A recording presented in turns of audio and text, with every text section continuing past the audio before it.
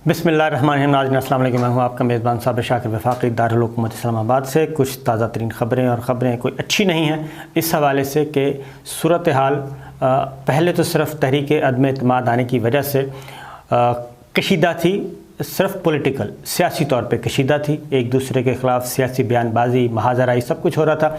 लेकिन अब इसमें तशद्दुद का उनसर भी शामिल हो गया कल रात, और उससे सूरत हाल मज़ीद कशीदा हुई। और फिर आज वज़ीर आज़म इमरान ख़ान ने दीर में एक जलसे से ख़िताब किया है, और वो ख़िताब मेरे ख़्याल में काफ़ी ख़तरनाक उसमें पैगामात दिए गए हैं। और इस एतबार से कि सूरत हाल जो हमें नज़र आ रही है बज़ाहिर वो इतनी पुरसकून है नहीं, दर पर्दा मामलात काफ़ी ख़राब हो चुके हैं। और ये हालात किस तरफ जाएंगे, क्या तहरीक अदम एतमाद का मामला खुश उसलूबी से पुरअमन तौर पे पीसफुली ये किसी करवट बैठ जाएगा ये ऊँट, या फिर ये किसी और तसादुम की तरफ जा रहा है। क्या सिस्टम को तो कोई ख़तरा नहीं है, क्योंकि मुझे लग रहा है कि अगर ये इसी टेम्परेचर के साथ ये सिलसिला आगे बढ़ता गया तो फिर हम ये तहरीक अदम एतमाद के चक्कर में ये मंजूर होती है, मुस्तरद होती है, और किस तरीके से मुस्तरद होती है, फिर मामलात कुछ ख़तरनाक सूरत हाल इख्तियार कर सकते हैं। और वो जो कहते हैं कि ख़तरनाक मामला हो जाएगा तो फिर तसादुम से क्या फ़ायदा, किसको फ़ायदा होता है, जमहूरियत ख़तरे में पड़ सकती है, मावराए आइन को इक़दाम हो सकता है, ये सारी चीज़ें हैं। क्योंकि कल रात पार्लियामेंट लॉजेस में जो एक पुलिस ने ऑपरेशन किया, अल अंसार के कुछ लोगों को उठाया, उनको गिरफ़्तार किया, MNAs को गिरफ़्तार किया, और सेनेटर कामरान मुर्तज़ा की गिरफ़्तारी फिर रिहाई, ये सारा कुछ। और उसके बाद फिर फ़ौरन मौलाना फजलुर रहमान साहब आए, एहतजाज शुरू हो गया, सड़कें ब्लॉक हो गईं, और फिर अलस सुबह सब को रिहा कर दिया गया और अल्टीमेटम वापस ले लिया गया। वरना आज जुम्मतुल मुबारक के बाद वसी पैमाने पे एहतजाज का प्रोग्राम था, इसलिए सुबह 7 बजे ही तमाम गिरफ़्तार लोगों को रिहा कर दिया गया।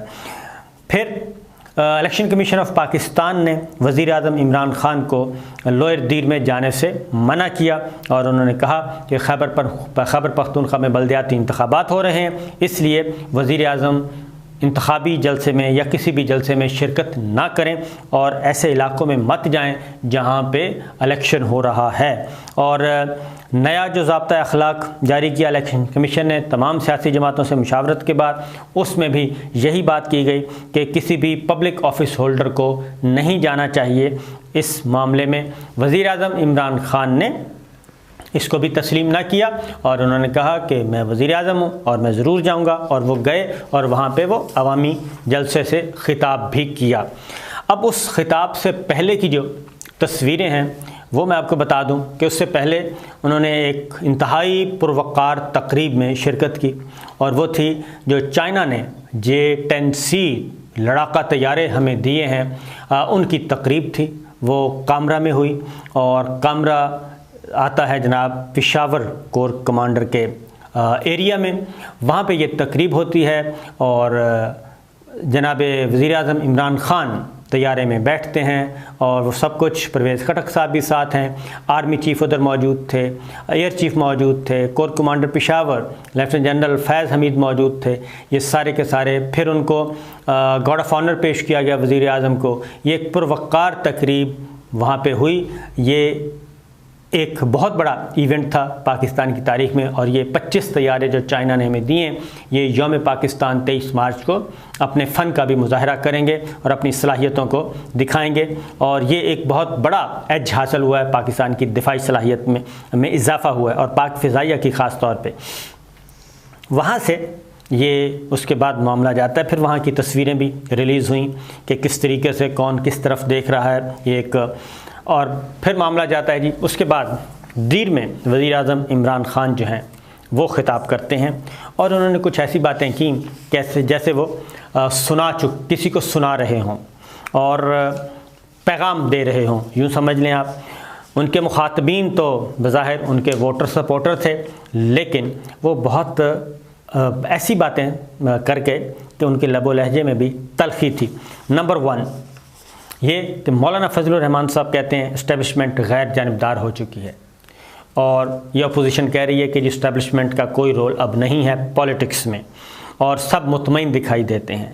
اس کے بعد کل DGISPR major general Babar Iftikhar صاحب نے پریس کانفرنس کی، وہ پریس کانفرنس 100% اس پہ تھی جو انڈیا سے ایک سپر سونک ٹائپ چیز آئی اور اس کو گرایا گیا، اس پہ تھی، اور وہ ایک سیکورٹی، اور اس میں پاک فضائیہ کے جو ہیں اعلیٰ حکام بھی موجود تھے اس پریس بریفنگ میں۔ لیکن اس میں ایک سوال، وہ 2 سوال ہوئے، ان 2 سوالوں کا جواب میں انہوں نے کہا، سوال پوچھا گیا کہ یہ تحریک عدم اعتماد آئی ہے تو فوج جو ہے وہ وزیر اعظم کے ساتھ ہے یا نہیں ہے، تو DGISPR نے کہا تھا کہ فوج کا سیاست سے کوئی لینا دینا نہیں ہے، فوج اپنے کام کر رہی ہے، سیاستدانوں کا کام ہے، وہ ایک میسیج دے دیا۔ اس کے بعد انہوں نے کہا کہ پہلے بھی ایک اور سوال کیا گیا، تو انہوں نے واضح طور پہ کہا، وارننگ دی کہ پہلے بھی کہا گیا کہ فوج اس میں ملوث ہے، لیکن ثبوت نہیں لائے گئے، کوئی ثبوت لا کے دکھائیں کہ فوج سیاست میں ملوث ہے، تو نہیں آ رہے۔ پھر ایک اور سوال کہ آرمی چیف امریکہ جا رہے ہیں، انہوں نے کہا بالکل ایسا کوئی پلان نہیں ہے۔ یہ 3 باتیں۔ اب وزیر اعظم عمران خان کی جو تقریر ہے اس میں نمبر 1 انہوں نے کہا جی کہ army chief general Qamar Bajwa کا نام لیا، انہوں نے کہا کہ وہ کہتے ہیں کہ مولانا فضل الرحمان کو ڈیزل نہ کہیں، ڈیزل کہنے سے مجھے منع کیا ہے جنرل باجوہ نے، اور اس کے بعد پھر انہوں نے مسلسل تواتر کے ساتھ ڈیزل کہا ان کو، اور وہ کہہ بھی رہے ہیں، وہ ایک ہے، اور خاص طور پہ کبھی ڈائریکٹ کہہ دیتے ہیں، کبھی انڈائریکٹ کہہ دیتے ہیں۔ تو ایک تو ایسے لگا کہ جو بند کمرے کی باتیں ہیں اب وہ وزیر اعظم باہر لانا شروع ہو گئے ہیں، اور اس سے کوئی میرا خیال ہے کہ تلخی بڑھے گی، تلخی کم نہیں ہوگی۔ اور ہم بھی ملتے رہتے ہیں army chief general Qamar Bajwa صاحب سے بھی، وزیر اعظم صاحب سے بھی تو ملتے رہتے ہیں، تو یہ بات موجود ہے، اور یہ سب اس کو فیل کر رہے ہیں کہ پالیٹکس میں ایک ٹھہراؤ ہونا چاہیے، اور اس میں بہت زیادہ آپ جب اس کو پرسنل ہو جاتے ہیں تو اس سے تلخی بڑھتی ہے، اور پھر ڈائلاگ اور بات چیت یہاں تک ختم ہو جاتی ہے۔ تو لہٰذا انہوں نے کہا جی غریب سے غریب انسان بھی اگر کسی کے آگے نہیں جھکے گا تو لوگ اس کی عزت کریں گے، جبکہ امیر سے امیر آدمی بھی اگر کسی کے آگے جھکتا ہے تو کوئی اس کی عزت نہیں کرتا۔ انسان جب کسی کے آگے جھکتا ہے تو اپنی عزت کھو بیٹھتا ہے، تو اس لیے سبز پاسپورٹ کی عزت نہیں، اور ان سبز پاسپورٹ کی اگر عزت نہیں ہے، ملک کی بدحالی ہے، تو اس میں انہوں نے کہا کہ یہی ڈیزل شامل ہے، اور ڈیزل شامل ہے، شہباز شریف شامل ہے، شہباز ہے، اس کے بعد زرداری صاحب ہیں، یہ 3 ہیں۔ اور اس کے بعد انہوں نے کہا جلسے میں جب عوام کی جانب سے ڈیزل کے نعرے لگے تو انہوں نے کہا کہ ابھی میری جنرل باجوہ سے بات ہو رہی تھی، انہوں نے کہا کہ فضل الرحمان کو ڈیزل نہ کہیں، لیکن جنرل باجوہ میں تو انہیں نہیں کہتا، البتہ عوام نے اس کا نام ڈیزل رکھا ہوا ہے۔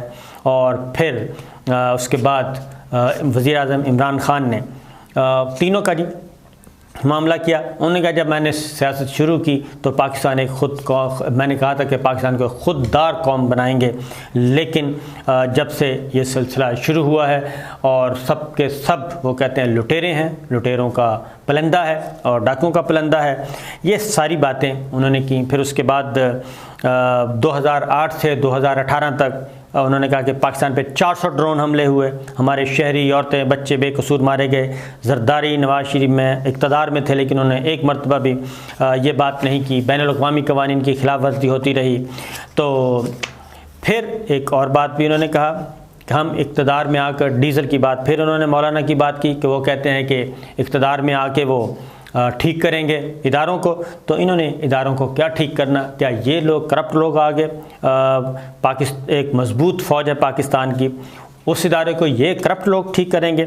تو اس طرح کی باتیں جو ہیں وہ مسلسل انہوں نے کی، اور نواز شریف کا نام انہوں نے نہیں لیا، لیکن انہوں نے کہا کہ چھانگا مانگی کی سیاست کس نے شروع کی، کشمیریوں پر ظلم، نریندر مودی کو شادی پر بلایا نواز شریف صاحب نے۔ تو یہ چیزیں اس طرف جا رہی ہیں۔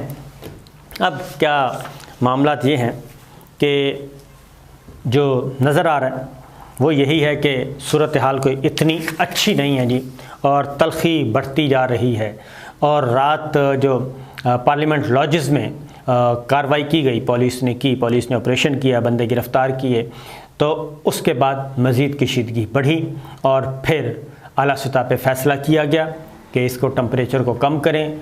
जुमा है, जुमे के बाद अगर उन्होंने कॉल दे दी तो मामलात ख़राब हो जाएंगे।